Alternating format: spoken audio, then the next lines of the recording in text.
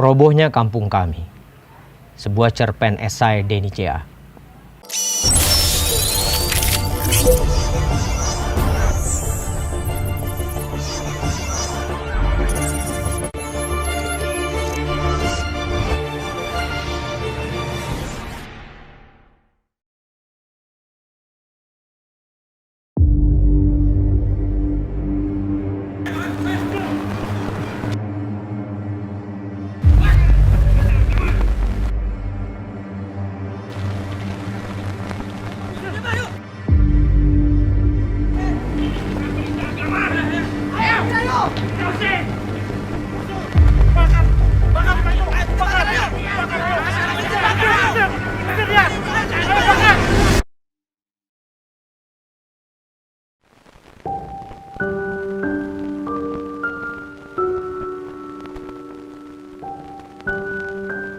Kiriman video itu mencekamku.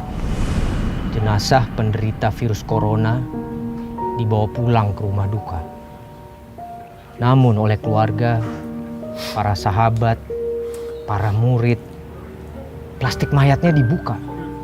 Terdengar tangisan pilu. Terekam ungkapan yang hadir. Ia guru kami.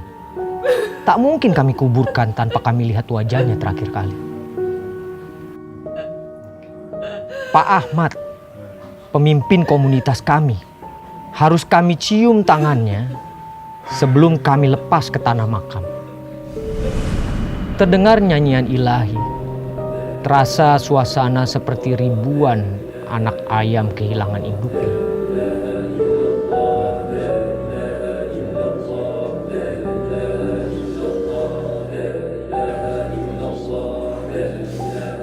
Mereka pun beramai-ramai mengantarkan Pak Ahmad ke makam. Berebut mereka memanggul kerangka jenazah. Terlalu banyak hutang budi kami. Ia matahari kami. Video itu lebih mencekamkan karena ada Budi di sana. Budi adik kandungku. Sudah 20 tahun ia bergabung dengan komunitas spiritual itu. Ditinggalkannya pekerjaan. Ditinggalkannya keluarga. Katanya, ia menemukan cahaya hidup bersama Pak Ahmad, sang guru. Tapi kini, sang guru tiada. Wafat terkena virus corona. Tak lama kemudian, terkabar berita. Satu kampung spiritual itu diisolasi. Dikhawatirkan virus corona menular. Justru lewat jenazah sang guru. Tragis. Daya tahan sebuah keyakinan, daya tahan sebuah kesetiaan. Kesan itu mendalam kurasakan jika kurenungkan kisah Budi, Pak Ahmad, dan kampung spiritual tersebut. Tahun 2006, mereka diusir paksa oleh penduduk. Rumah ibadah mereka dibakar, rumah mereka dirusak. Banyak anggota komunitas itu dipukul. Satu di antaranya tak tertolong dan wafat. Mereka murtad, Pak. Usir mereka, Pak. Apa ini agama? Usir. Di sini ada petugas. Usir, Pak. Udah usir aja, Pak. Usir mereka. Puluhan penyerang membawa parang, pentungan, batu. Mereka melempari rumah sepuasnya. Mereka robohkan bangunan sesuka.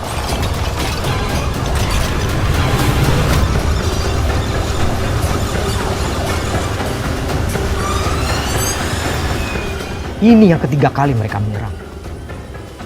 Namun untuk serangan yang ketiga, mereka mempunyai target. Kelompok spiritual itu harus pergi dari sana. Ini wilayah kami. Kehadiran mereka hanya membawa petaka bagi semua keluarga kami. Pak polisi nampak tak berdaya. Para aparat negara itu memang menenangkan massa dan melerai. Namun aparat tidak menindak tegas para tentara. Ini tanah kami, Pak. Turun-temurun, kami sudah di sini. Maaf, Pak. Bukankah konstitusi melindungi keyakinan warga negara? Petugas tak menyangkal apa yang dinyatakan Pak Ahmad, Budi dan kelompoknya. Tapi petugas pun nampak tak berdaya. Mati angin. Para tetua wilayah ini mengajak Pak Ahmad berbicara dari hati ke hati. Pak, penduduk akan menyerang lagi dan lagi. Sementara di sini banyak anak-anak. Kasihan mereka, Pak. Pak Ahmad, bagaimana jika kita kompromi? Tetua itu menyarankan satu kampung ini memeluk agama resmi yang diakui. Hanya dengan pindah keyakinan, masalah akan selesai. Pak Ahmad, Budi, dan beberapa penganut spiritual yang ikut pertemuan kaget alang kepalang. Mereka tak bisa menerima. Maaf Pak Tetua, apakah Anda sendiri bersedia untuk pindah agama? Keyakinan itu adalah urusan hati, Pak. Memang kami sekarang minoritas.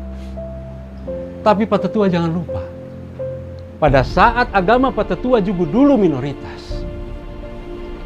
Apa yang akan terjadi bila agama Pak Tetua diminta bubar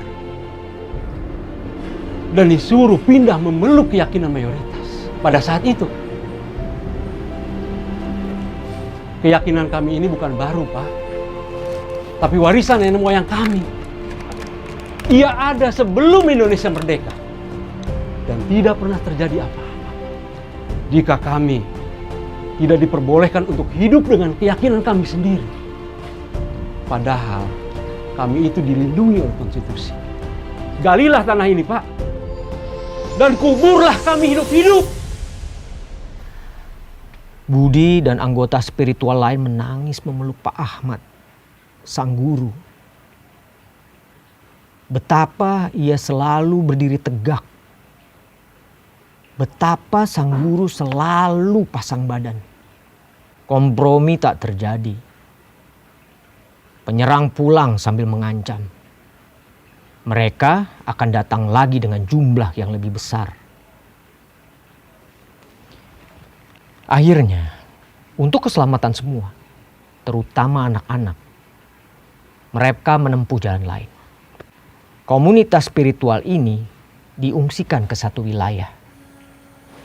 Petugas menjanjikan ini hanya sementara saja. Kini 13 tahun sudah mereka di wilayah pengungsian. Mereka tetap tak bisa kembali ke tanah asal. Petugas juga ingkar janji. Tapi berkat leadership Pak Ahmad, kampung itu bisa hidup. Mereka bercocok tanam. Ada yang menjadi nelayan. Ada yang menjadi pedagang di wilayah lain. Pak Ahmad sendiri sering ceramah ke aneka kota dan negara lain. Ia mempunyai ilmu yang luas. Hatinya penuh kasih. Dan yang penting, selaku pemimpin komunitas, ia kuat pendirian dan bertanggung jawab. Budi bercerita, Pak Ahmad baru pulang dari keliling. Ia ceramah di Malaysia, Cina, dan Jakarta. Entah di wilayah mana Pak Ahmad tertular virus corona. Aku teringat 5 tahun lalu. Budi dan Pak Ahmad sedang ke Jakarta. Mereka mampir ke rumahku. Kutanya, menurut Pak Ahmad, berapa lama teman-teman di sana tahan hidup di wilayah pengungsian? Pak Ahmad mengutip kisah komunitas Amish di Amerika Serikat. Komunitas ini bisa bertahan lebih dari 400 tahun. Padahal mereka hidup dengan filosofi dan gaya hidup yang sangat berbeda. Mereka menolak menggunakan listrik. Itulah daya tahan sebuah keyakinan. Mereka yang yakin hati mereka ada di puncak gunung. Mereka bisa bertahan setua usia gunung sendiri. Tegas Pak Ahmad menyampaikan pandangan. Kutanya kembali.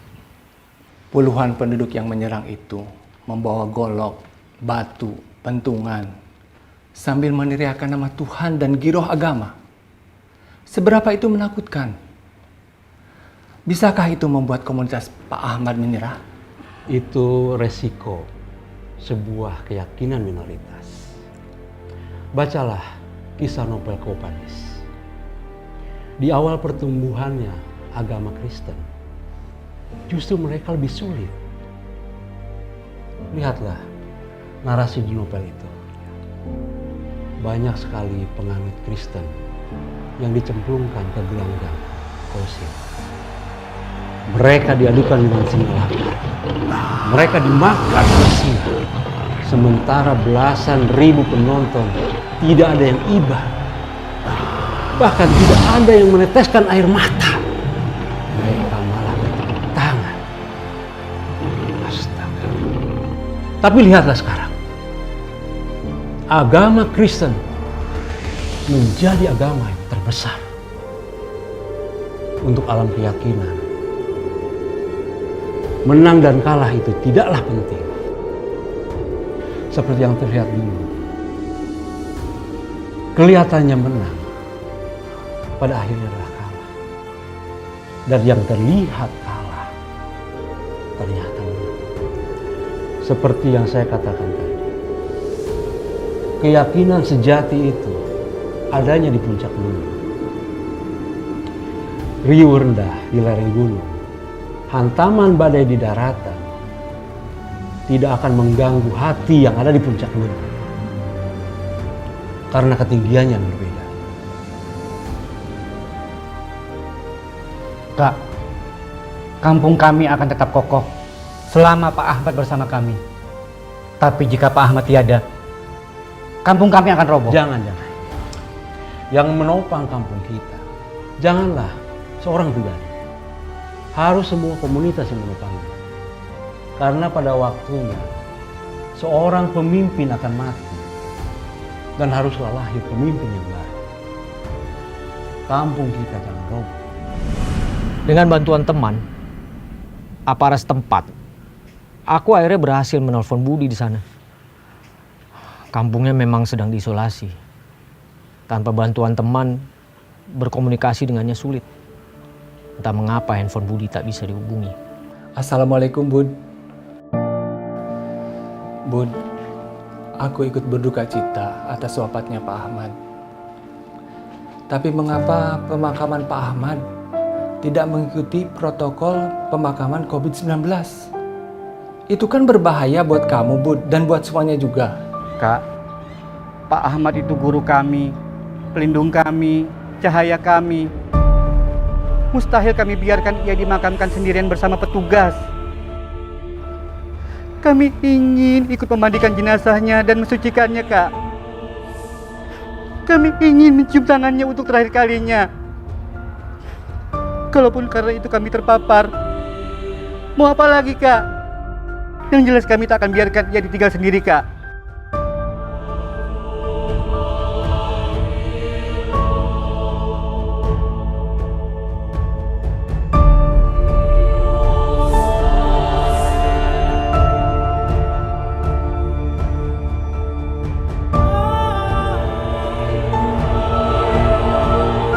Terus, bagaimana nasib kampungmu kemudian, Bud? Kamu pernah bilang, kalau tidak ada Pak Ahmad, kampung kamu akan roboh. Aku dan teman-teman belum berpikir rencana soal itu, Kak. Kami masih berduka, Kak. Matahari kami telah pergi. Kalaupun kampung kami akan roboh, robohlah. Kami tak peduli, Kak. Kami tahu, Kak. Kami selalu menjadi minoritas. Bahkan kami akan kembali terusir. Dan tempat ibadah kami pun akan dibakar. Kami tak peduli, Kak. Satu hal yang harus Kakak tahu. Keyakinan kami lebih penting dari kampung kami. Itulah percakapan terakhir. Lama akan terdiam memahami hidup. Salahkah Budi? Naifkah Budi? Terlalu lugukah ia? Susah aku menjawabnya.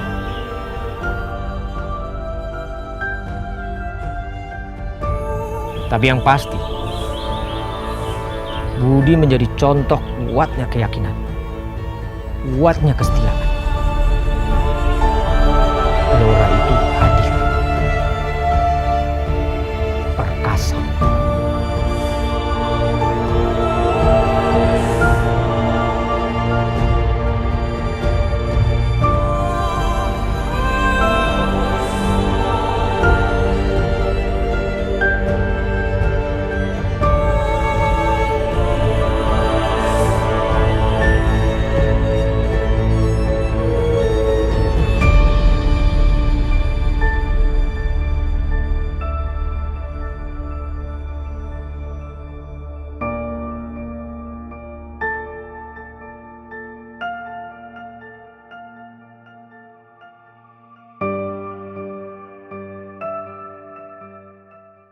Pak.